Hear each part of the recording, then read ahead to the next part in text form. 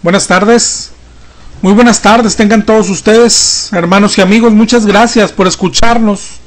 Estamos comenzando de nueva cuenta su programa Volviendo a Dios, como todos los jueves por esta estación, la 1140 de AM. Te vamos a dar nuestros números en cabina por si quieres llamarnos. Es muy importante para nosotros tu llamada. Sabes, hoy queremos continuar con el tema de la semana pasada. Hablamos a nuestros amigos católicos, hablamos de las imágenes, de la adoración o veneración a las imágenes, como tú lo llames. Igual que la semana pasada, vamos a usar la Biblia católica, la Biblia latinoamericana. Y hoy, igual que la semana pasada, solo vamos a tratar el tema de las imágenes.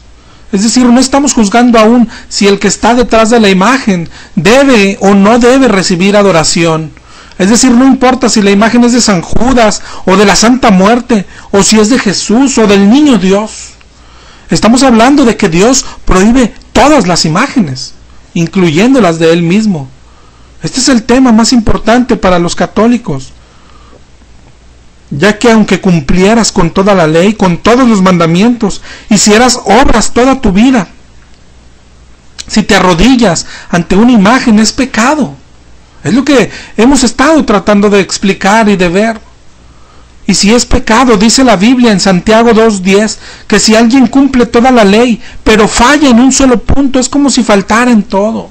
No puede avanzar si sigue adorando imágenes. No se puede ser salvo si se veneran imágenes, sean de quien sean. Están prohibidas en la Biblia, están prohibidas por Dios todas las imágenes. Por eso es tan importante el tema. Por eso Dios manda a predicártelo, porque Dios te ama y quiere que recapacites. Así que vamos a seguir hablando de las imágenes que utilizan los católicos. ¿Qué dice la Biblia de las imágenes? La semana pasada analizamos los 10 mandamientos y comparamos los que enseña la Iglesia Católica con los que enseña la Biblia en Éxodo 20 y en Deuteronomio 5 del 6 en adelante. Y vimos lo que hace la Iglesia Católica con premeditación, con muy mala voluntad. Esconden el segundo mandamiento, el que dice: no te harás estatua ni imagen alguna de lo que hay arriba en el cielo, abajo en la tierra, ni en las aguas debajo de la tierra. Dice: no te postres ante esos dioses, ni les sirvas, porque yo soy Yahvé, un Dios celoso. Este mandamiento no lo menciona la Iglesia cuando enseña los 10 mandamientos. ¿Por qué será? Yo creo que es muy claro, algo quieren ocultar. Si no, ¿por qué lo hacen así? ¿Por qué no nos dicen que Dios las prohíbe? Al contrario, ellos hoy responden cuando alguien los acusa de que el católico adora imágenes, dicen: no las adoramos, solo las veneramos.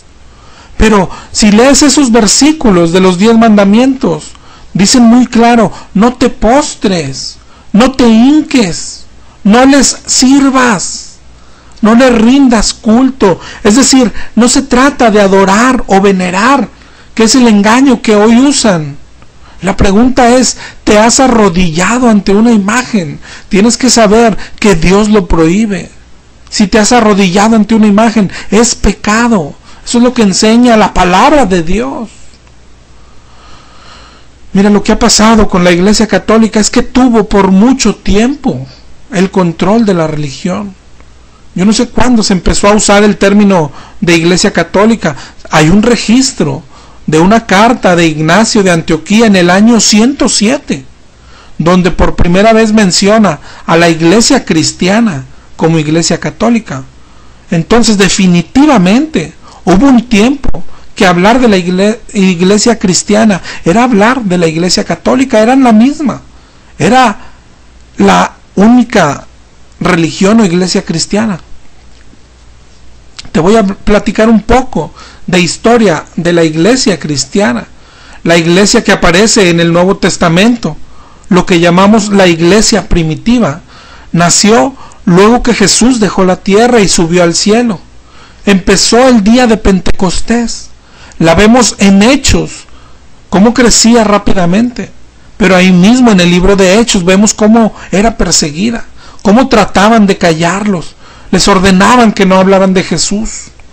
Entre el año 50 y 70 después de Cristo se redactaron los evangelios sinópticos y la mayoría del Nuevo Testamento, menos los libros de Juan.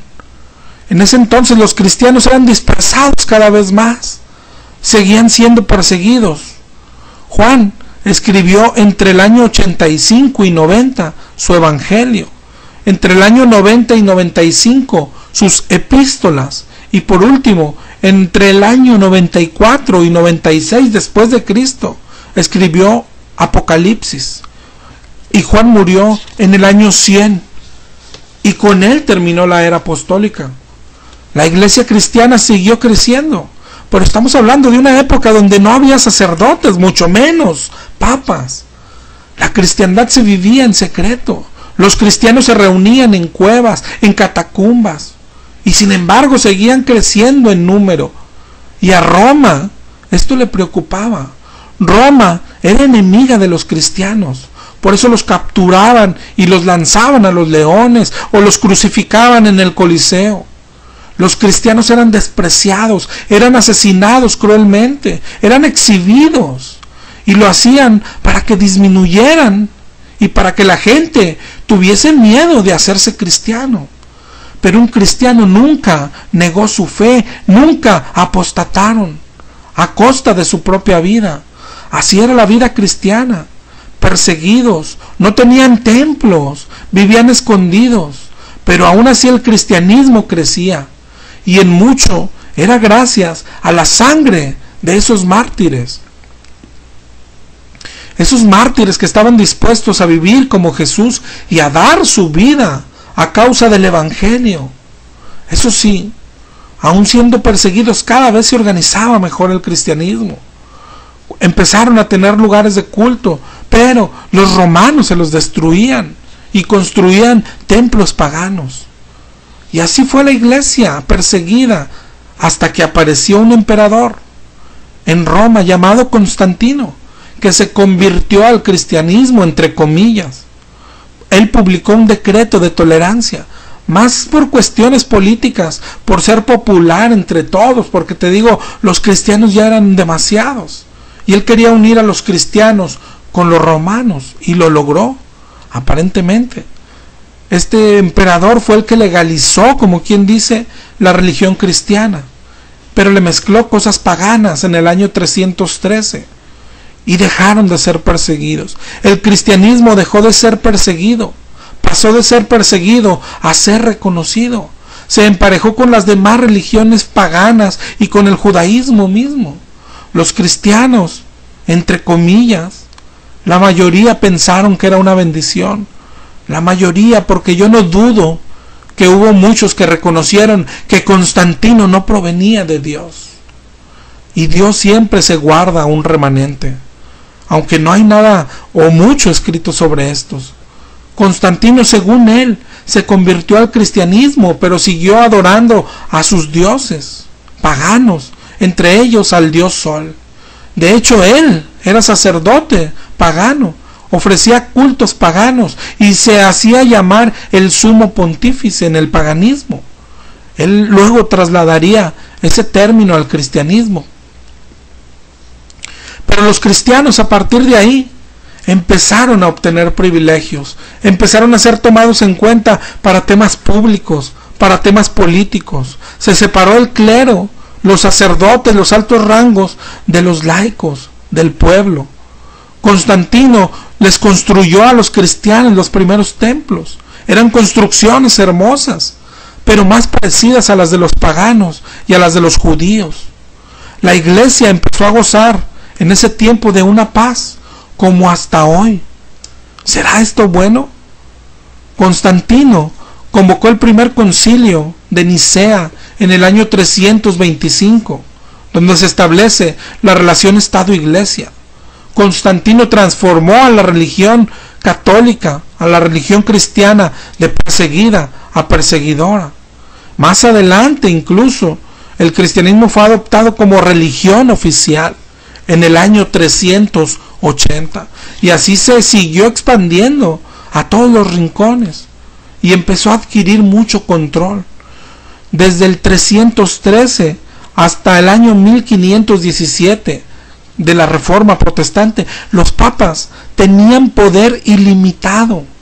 Reyes y emperadores se arrodillaban ante ellos, tenían poder absoluto y se fueron corrompiendo, se fueron separando de la sana doctrina, fueron agregando dogmas de fe, doctrinas tan extrañas y totalmente fuera de la Biblia, argumentando que les era revelado por el Espíritu y tenías que creerla. No te era permitido dudar, ni siquiera preguntar. Por ejemplo, en el año 354 decretaron que Cristo nació el 25 de diciembre y hasta hoy lo celebramos así. Desde el año 375 después de Cristo introdujeron lo que hoy llamamos la veneración de ángeles, veneración de los santos muertos, y comenzaron el uso de imágenes. Desde el 375, hace más de 1600 años, hace más de siglo y medio. En el 381 empezaron a orar a María, aunque era extraoficialmente todavía. En el 394 empezaron a practicar las misas como un rito diario. En el 553 María fue declarada virgen eterna. En el 600 empezaron a orar a María y a los santos muertos, ahora sí, oficialmente. Es decir, se aceptó el culto a ellos. En el 850 empezaron a usar agua bendita. En el año 1079 se impuso el celibato a los sacerdotes. En el año 1090 se empezó a usar el rosario. En el año 1184 empezaron la Inquisición de los herejes. Es decir, mataban al que no creía lo que ellos creían y lo que ellos imponían. En el año 1190 empezaron con la venta de indulgencias para llegar al cielo. En el año 1215 implementaron también la confesión de pecados al sacerdote. Todo esto no era basado en las Escrituras, pero la iglesia estaba confiada. Nadie leía la Biblia, ellos tenían el control, la gente les creía a ciegas. Mucho tiempo consiguieron mantener la Biblia en latín, y al que siquiera tenía la intención de traducirla, lo declaraban hereje y lo mataban. ¿Te imaginas un hereje que quiere traducir la Biblia? Así como lo oyes. Y por si fuera poco, en 1229 prohibieron la Biblia. Fue prohibida la lectura de la Biblia para los laicos. Solo los sacerdotes, los monjes, el clero la podía leer. Pero los demás no, nadie la podía leer. Fue el Papa Inocencio II quien hizo esto. La prohibición y la pena arder en el infierno. Si alguien llegaba a poseer una Biblia, lo mataban. ¿Tú crees que esto puede ser la iglesia de Jesús? Pero ellos vivían confiados, hacían lo que querían, tenían al pueblo controlado, agachado. Podían inventar lo que querían y les creían. Tenían la palabra de Dios bajo control. ¿Quién los podía descubrir? ¿Sería esto de Dios? Hasta que vino la Reforma Protestante. Acuérdate, Dios siempre tiene un remanente.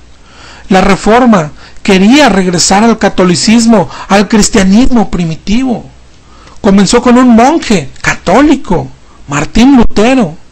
Y lo que se logró gracias a esa reforma, entre otras cosas que después hablaremos, es que la iglesia oficial perdiera el dominio de la Biblia. O sea, que la Biblia empezara a ser traducida a varios idiomas, aunque a muchos les costó la muerte. Lutero la tradujo al alemán, Tyndale al inglés, y así fue creciendo. Por ejemplo, en 1526, la iglesia cristiana católica, entre comillas, se reunió para quemar miles de versiones del Nuevo Testamento en inglés impreso por William Tyndale. ¿Esto será la iglesia de Jesús? Quemaban el Nuevo Testamento, pero ya nada pudo detener el avance de la Biblia, y mucho pueblo fue abriendo los ojos. Aunque la iglesia católica era una gran represora, tuvo que ir cediendo. Se le salió de las manos la Biblia a la iglesia católica. ¿Qué harían?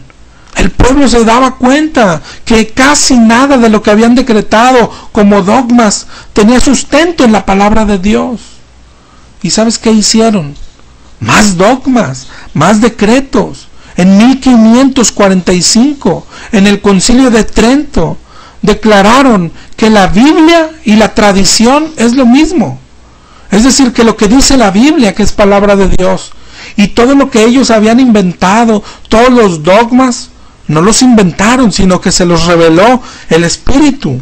Por lo tanto, todos sus dogmas, o lo que hoy llaman tradición, tienen el mismo peso que la Biblia. Ambas son palabras de Dios, es lo que ellos dicen. Esa fue su solución, y han seguido proclamando dogmas. ¿Cómo iban a reconocer que todo había sido por mala fe? Esta es la justificación hasta hoy. Todo lo que ellos declaran es palabra de Dios, igual que la Biblia, y aunque contradiga la Biblia.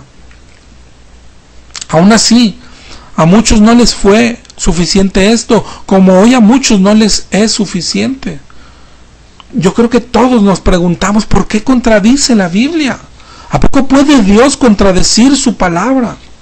Ellos aún siguen arreglando, declarando dogmas, y les tiene que creer todo católico. Por ejemplo, la mayor declaración de la Reforma fue contradiciendo a la Iglesia católica, o mejor dicho, a la Iglesia cristiana oficial o reconocida por el hombre, porque la Iglesia ofrecía salvación por obras o comprando indulgencias. Y Lutero dijo, se es salvo solo por fe. Eso es lo que motivó la Reforma. Es lo principal que proclamaba Lutero, se es salvo solo por fe. Y a esto la Iglesia respondió, decretó en 1547, si alguno dijere que los sacramentos de la nueva ley no son necesarios para salvarse, y que los hombres sin ellos alcanzan de Dios por sola fe la gracia de la justificación, sea excomulgado. Al hacer esto, la Iglesia quería contrarrestar lo que proclamaban los reformadores, pero al hacerlo excomulgaron la Biblia, porque Lutero dijo se es salvo solo por fe, pero él no lo inventó. La Biblia es lo que dice. Dice, eres salvo por fe, y lo eres por gracia, es un don de Dios.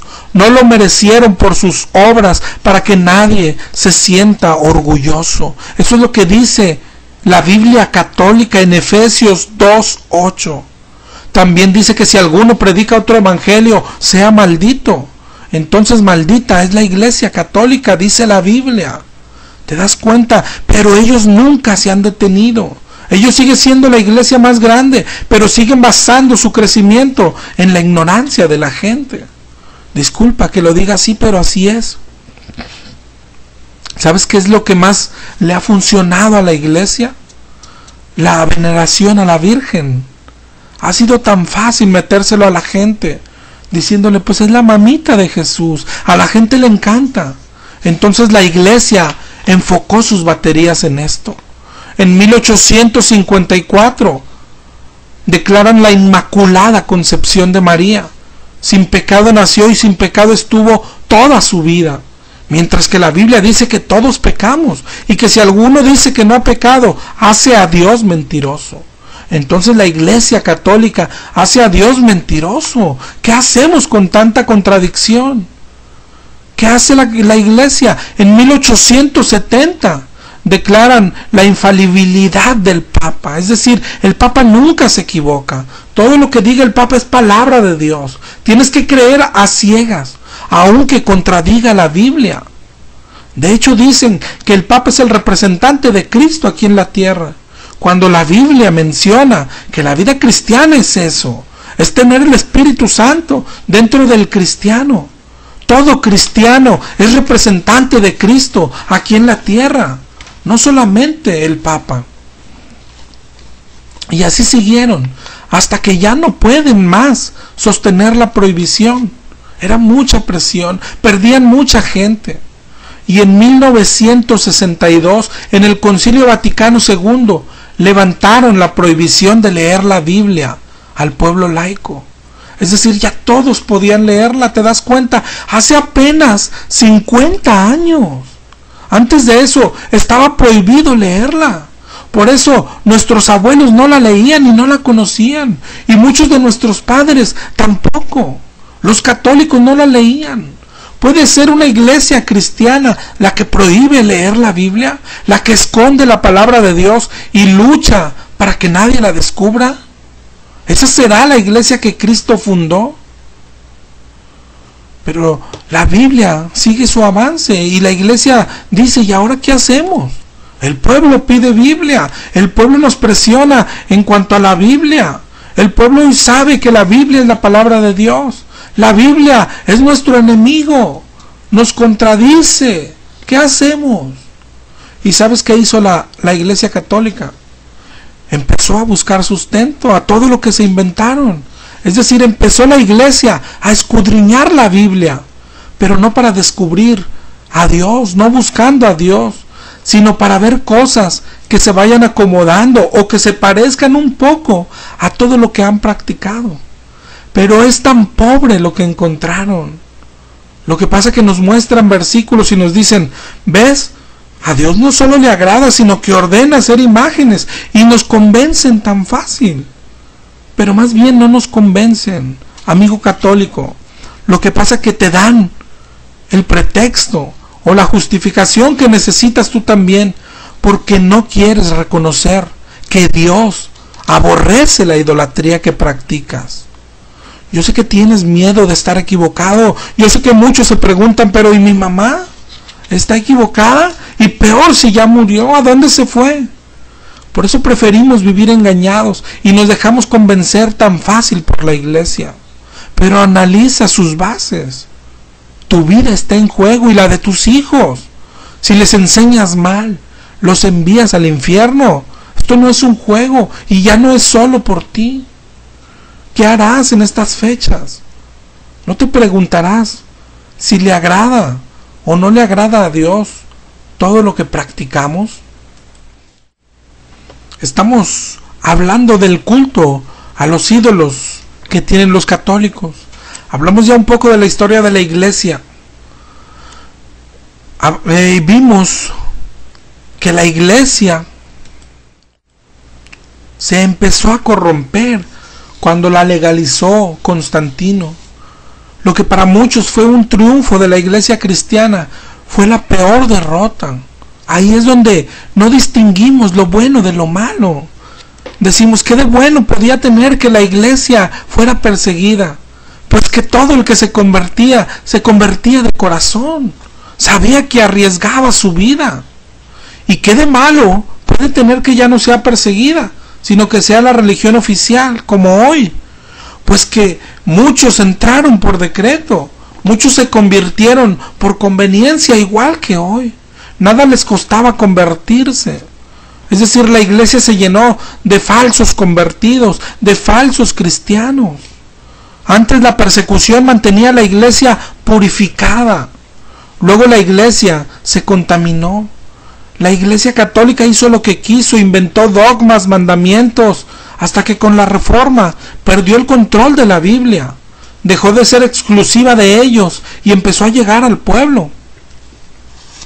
Y tuvieron varias reacciones. Primero la prohibieron, luego declararon que todo lo que habían inventado en siglos y que llaman tradición tiene la misma autoridad que la Biblia. Luego declararon que el Papa era infalible, que todo lo que había dicho y dijera era voz del mismo Dios. Así, hasta que hace apenas 50 años retiraron la prohibición de que el pueblo lea la Biblia, aunque aún en su catecismo Siguen diciendo que solo ellos son los autorizados por Dios para interpretarla, pero pues ya de perdido el pueblo la puede leer. Y la iglesia tuvo que cambiar de táctica. Empieza a escudriñar la Biblia, no buscando a Dios, sino para ver cosas que se vayan acomodando o que se parezcan, aunque sea un poco, a todo lo que inventaron. Pero es tan pobre lo que encontraron. La semana pasada vimos todos los versículos que usan para justificar su idolatría, todos de verdad, no hay más. Mientras que versículos y pasajes donde Dios dice que aborrece la idolatría, hay muchísimos, cientos. Toda la Biblia habla de eso. Pero mira, para que no nos engañen, tenemos que ponerle nombre al ídolo, el que tú quieras. Recuerda que estamos hablando de las imágenes, no de la vida de la persona o del santo. Por ejemplo, vamos a hablar de San Judas, que es de los más famosos, y vamos a compararlo con los versículos de ellos. No hablemos en general, hablemos de San Judas en lo individual, o de cualquier imagen o de cualquier santo en particular. Si alguna vez le preguntas a un sacerdote, hazlo así, en particular, no en plural. Dile, ok, yo tengo un San Judas en mi casa o en mi negocio, o el San Judas que está en la iglesia. Pregúntale, ¿no está prohibido? Porque dice en Éxodo 20 y en Deuteronomio 5, en los 10 mandamientos, no te harás ídolos. El padre o el sacerdote te va a decir, no, pero ídolo es solo alguien que tratas como Dios, alguien que crees que es Dios o que pones en lugar de Dios. Y nosotros ya sabemos que Dios solo es uno. Sabemos que San Judas no es Dios. ¿Eso es un ídolo? Lo que dice la iglesia, eso es. Pero mira lo que dice la Biblia. Ahí mismo en Éxodo 24 o en Deuteronomio 5:8 define lo que es un ídolo. Dice, no te harás ídolo, o sea, no te harás figura alguna de las cosas que hay arriba en el cielo, o abajo en la tierra, o debajo de la tierra en las aguas. Eso es un ídolo, una figura, que no te engañen. Éxodo 24 dice, no te harás estatua, ni imagen alguna, eso es un ídolo. No importa el nombre que le des. Igual lo define Deuteronomio 4:16. Dice, no vayan a corromperse, no se hagan un ídolo, o sea, cualquier cosa esculpida con forma de hombre o de mujer. ¿Qué forma tiene San Judas? ¿Será un ídolo según la Biblia? ¿Sí o no? Respóndete a ti mismo. El sacerdote o la iglesia te pueden decir, bueno, pero ahí dice no te harás, y tú no lo hiciste. O te dirán cosas como las que te decía, bueno, pero no las adoramos, solo las veneramos. Esta es una cosa que usan a diario, es su mayor carta. Tú tienes que preguntar la diferencia. ¿Tú sabes cuál es la diferencia entre adorar o venerar? Y aunque te la explique, la pregunta es, ¿dónde dice eso de venerar o adorar? La Biblia lo que dice es, sigue leyendo ahí mismo, Éxodo 25 o Deuteronomio 5:9.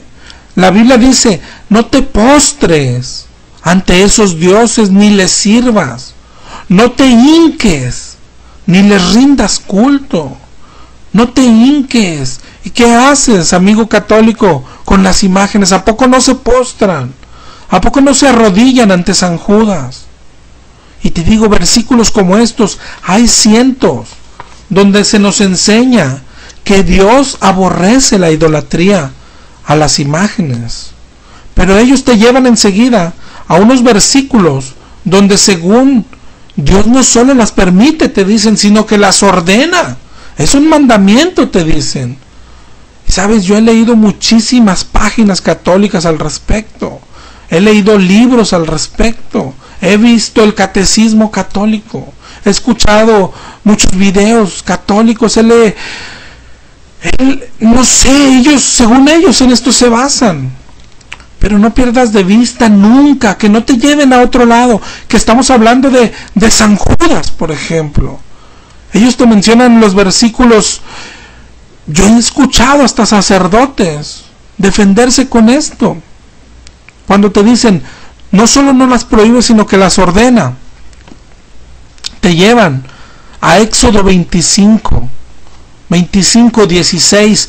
Dios le dice a Moisés: en el arca pondrás el testimonio, le harás una cubierta, y asimismo harás 2 querubines de oro macizo, y los pondrás en las extremidades de la cubierta. Ellos dicen: ¿ves? Ordena hacer querubines. Y tienen otro, que es Números 21:7. Cuando Moisés oraba por el pueblo, porque estaba siendo mordido por las serpientes, y Dios le dice: haz una serpiente ardiente y ponla en un poste. Y te dicen: ¿ves? También ordenó hacer la serpiente, entonces ordena hacer las imágenes. Tienes que razonar, hermano. A ver, estamos hablando de este santo, de San Judas, de San Miguel, de San Antonio, el que sea. ¿Qué tiene que ver que Dios mandó a hacer 2 querubines? ¿O qué tiene que ver con que un día, cuando el pueblo estaba siendo mordido, le dijo a Moisés: hazte una serpiente? ¿Qué tiene que ver esto? ¿En qué se parece el santo que hoy adoras a la serpiente o a los querubines? Ayúdame y dime, ¿qué tiene que ver lo uno con lo otro? ¿No te das cuenta que te están engañando? Siempre han adorado imágenes desde el siglo IV, pero antes no permitían leer la Biblia. No tenían ningún problema, tenían el dominio, tenían todo bajo control. Pero cuando el pueblo empieza a leer la Biblia, empiezan a buscar justificación para todo lo que inventaron. Y esto es lo que encontraron, estos 2 versículos. Pero, por el amor de Dios, dime, ¿se parece estos 2 versículos a lo que hoy hace la iglesia? ¿Está mencionando a los santos? Sé sincero.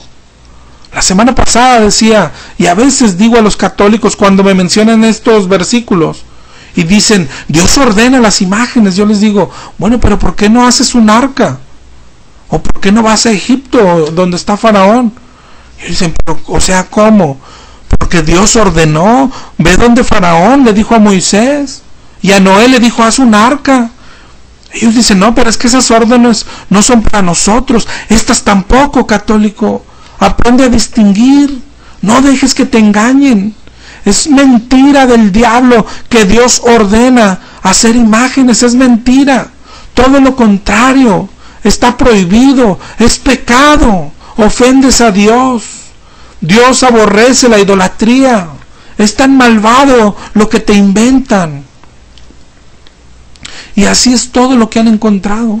Fundamentos muy débiles, muy rebuscados, que nada tienen que ver con lo que practican hoy, pero es lo único que tienen, lo que más se le acerca, lo que creen que se parecen a algo. Las prácticas nacieron en sus mentes perversas y luego han tenido que ir a la Biblia a buscar algún versículo que justifique sus prácticas. Por ejemplo, cuando les dices que Dios prohíbe postrarse, ellos te mencionan Josué 7:6. Dicen: mira, Josué se postró ante el arca y ahí estaban los querubines. Entonces a Dios le gusta que te postres ante las imágenes, ¿ves? Qué lógica tan torcida, qué manera de torcer las escrituras. Postrarse ante el arca de Yahvé no es lo mismo que postrarse ante San Judas. Cuando les dices que le danzan a la Virgen y que eso está mal, ellos te llevan a 2 de Samuel 6, donde dice que Usa y que David y los israelitas bailaban delante de Yahvé, delante del arca. Y dice: ni el arca tenía los querubines. Entonces Dios sí le gusta que le bailes a las imágenes. Por eso puedes llevar tus matachines, ¿ves? Pero, ¿en qué se parece esta práctica? No tiene nada que ver una con la otra. Cuando les dices que en sus templos hay muchas imágenes, te llevan a Primera de Reyes 6 o 7, donde dice que el templo de Salomón tenía imágenes. Entonces dicen: en nuestros templos sí debe haber imágenes. O sea, nuestra iglesia, ¿es la iglesia de Salomón o es la iglesia que nació en el libro de Hechos? No sabemos ni quiénes somos. Pero esto es todo lo que encontraron. 3 o 4 versículos. Y algunas tonterías que decía la semana pasada, como sacerdotes u obispos pueden decir cosas como que: bueno, entonces los billetes son pecado, entonces las fotos de tu familia son pecado. Imagínate en qué tonterías basan doctrinas como estas. Por eso, aunque es imposible comprobar si los deuterocanónicos se agregaron por ellos o los quitaron los evangélicos, es más creíble que los agregaron los católicos, porque en los 66 libros no hay nada que justifique las misas que ofrecen a los difuntos. Se encuentra en un versículo en Macabeos y deciden agregar todo el libro. Un verso en Judith para otra doctrina, otro en Tobías, y así deciden agregarlos para justificar en algo todo lo que han inventado. Pero hasta estos libros que tanto pelea el católico juegan en su contra. ¿Sabías que estos 7 libros también hablan contra la idolatría? Y hablan de forma muy fuerte. Tú eres católico, la pregunta es, ¿has leído estos libros? Tú que los peleas tanto, ¿los has leído? Mira de lo que hablan. Por ejemplo, Primera de Macabeos habla de una guerra santa, una guerra de liberación. El pueblo era dominado por el rey de aquella época y eran obligados a practicar la idolatría.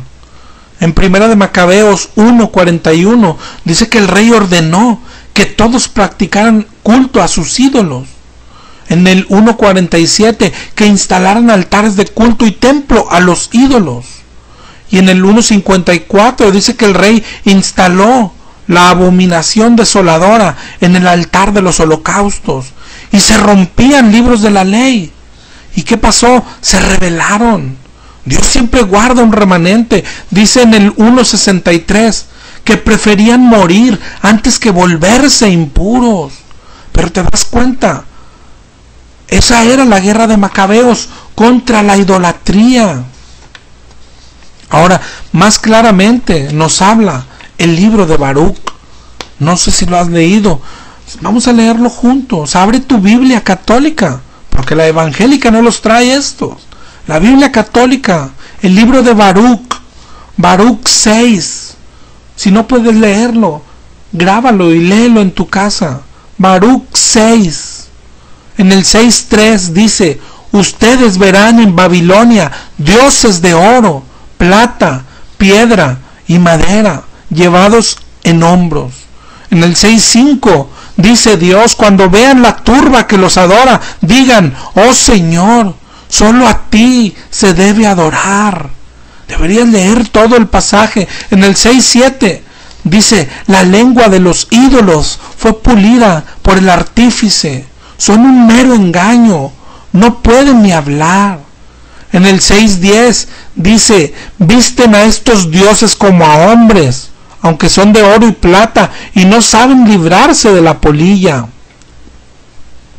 6:12 les limpian el rostro por el mucho polvo que hay en sus templos. 6:16 una vez colocados en el templo, sus ojos se cubren del polvo que levantan los pies de los que entran. Los sacerdotes aseguran las puertas para que los ladrones no despojen a sus dioses. En el 6:22 dice: no les teman, ni aun cuando los estaban fundiendo sintieron algo. 6:24 y a pesar de que no hay en ellos espíritu alguno, fueron comprados a gran precio. Son llevados a hombros porque no tienen pies, demostrando así a los hombres su vergonzosa impotencia. Avergonzados sean los que le adoran.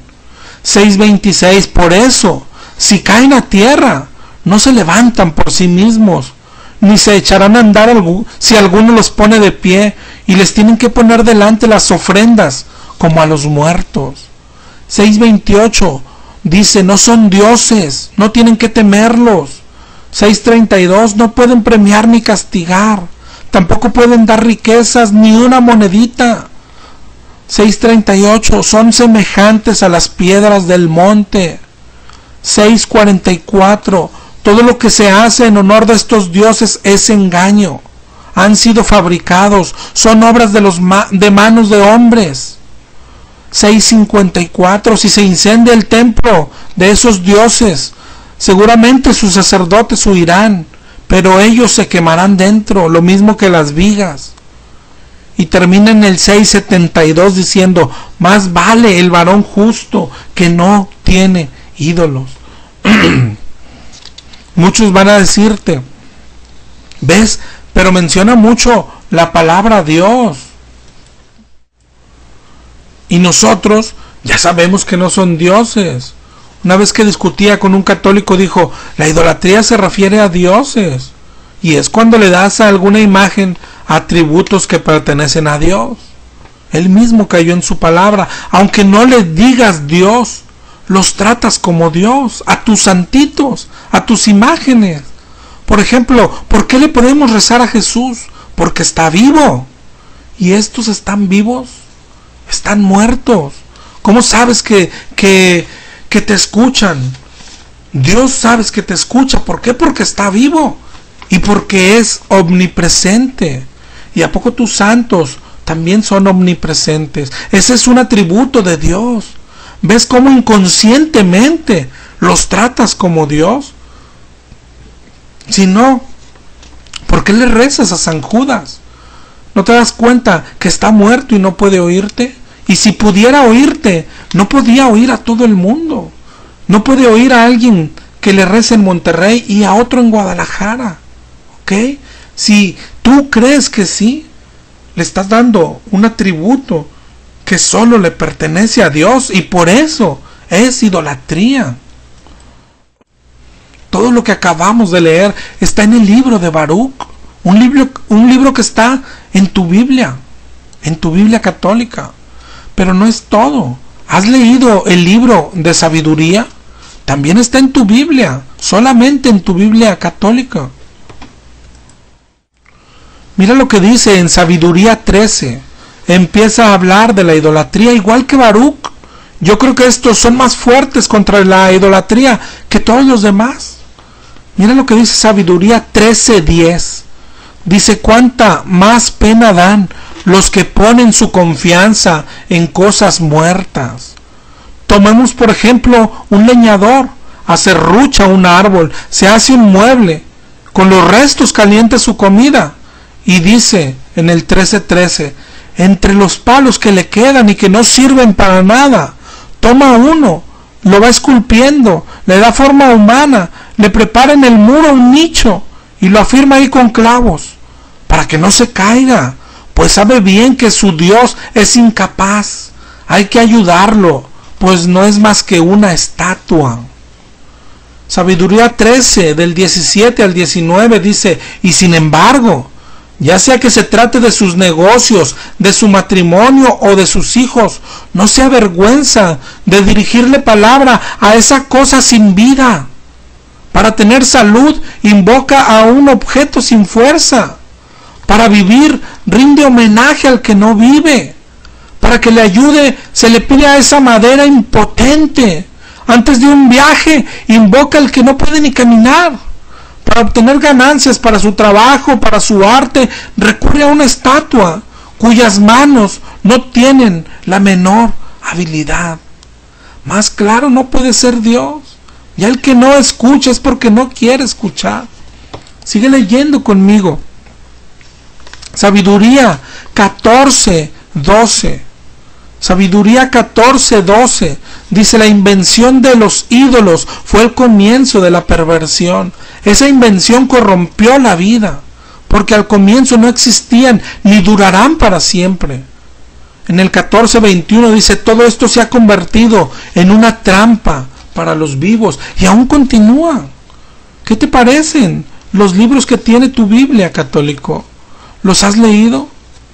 Hay muchísimos más pasajes y muchísimos más versículos que dicen que Dios odia la idolatría y que dice que una imagen de barro, yeso o madera es un ídolo. No dejes que te engañen. Compara a tu San Judas con lo que acabamos de leer. Y mira que lo está describiendo literalmente. Compara al niño Dios que vas a adorar en estos días con lo que acabamos de leer.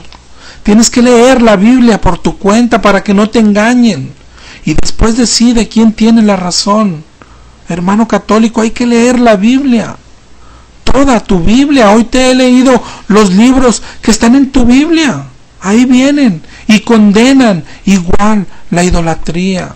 Hay que leer la Biblia y hay que ubicarnos en tiempo. Este consejo es para católicos y para evangélicos. Hay que leer la Biblia en forma cronológica y ver que Dios creó todo. Ver cómo Dios escogió un pueblo, cómo se comunicaba con ellos. Luego vemos cómo Dios envió a su Hijo para comunicarse con nosotros, para advertirnos y decirnos arrepiéntanse. Luego ver cómo fue crucificado, cómo resucitó, cómo ascendió al cielo y nos dejó su Espíritu Santo. Vemos la iglesia que Cristo fundó, está en el libro de Hechos. Todas las cartas y todo el Nuevo Testamento nos dice cómo debe ser nuestra iglesia. ¿A dónde pertenecemos? Al Nuevo Testamento. Si quieres, empieza a leer el Nuevo Testamento y luego dime, ¿dónde dice que se pueden adorar ídolos? Que se pueden canonizar santos, que podemos hacer imágenes. ¿Dónde dice? ¿Dónde habla de la confirmación, de la primera comunión, de todo lo que practica tu iglesia? No dejes que te digan, mira, acá en el templo de Salomón. No, ese no debe ser el templo de hoy, sino el templo de Hechos, el del Nuevo Testamento, donde dice que nosotros somos el templo. No dejes que te digan, pero mira, es que acá se hicieron querubines. No, hoy Dios no está en esa arca. ¿Qué tienen que ver los querubines? Defiéndete. No te conformes, exige una explicación. Tu vida está en juego. Esta prueba no es exclusiva de ninguna religión. Lee el Nuevo Testamento, tú también, hermano evangélico, y dime si se parece a lo que practica tu iglesia. No dejes que te hagan lo mismo, que te digan, mira acá, dice que debemos diezmar. No, la iglesia de Hechos diezmaba o vendía todo. Esto es lo que nos corresponde. Se revolcaban en el suelo cuando recibían el Espíritu Santo. Declaraban y decretaban sanidades.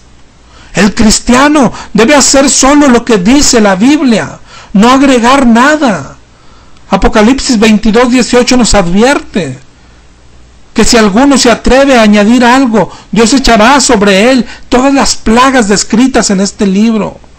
Deuteronomio 4:2 dice, no añadirás nada a lo que yo te mando, ni le quitarás nada, sino que guardarás los mandamientos de Yahvé como Él los ordenó. No dejes que te engañen. Acércate a Dios directamente. Date cuenta que Dios odia la idolatría. Hay muchísimos versos más, pero con los que hemos mencionado es suficiente. Si no escuchas esto, no escucharás los demás. Y sabes, Dios odia la idolatría porque te ama. Los ídolos se interponen entre Él y tú. Él quiere tener una relación contigo en forma directa. Por eso aborrece todo lo que se pone en medio. Un ídolo, un pastor, una iglesia, una religión. Por eso Dios aborrece a las imágenes. Dios te está esperando en forma directa. Jesús, cuando nos enseñó a orar, dijo, entra en tu cuarto y tu Padre está ahí en lo secreto. No necesitas imágenes. Dios está esperándote a ti directamente. Nos escuchamos la próxima semana. Dios te bendiga.